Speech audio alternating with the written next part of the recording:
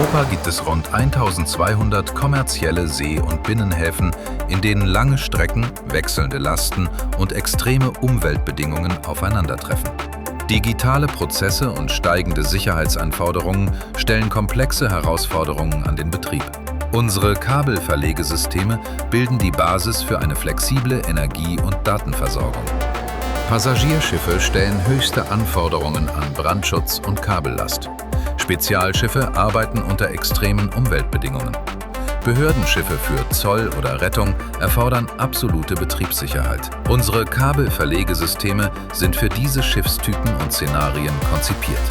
Sie funktionieren in engen Bauräumen, tragen hohe Lasten und sind korrosionsbeständig.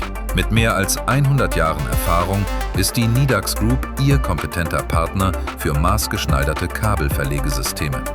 Wir schaffen schon heute die Grundlage für die maritime Industrie von morgen.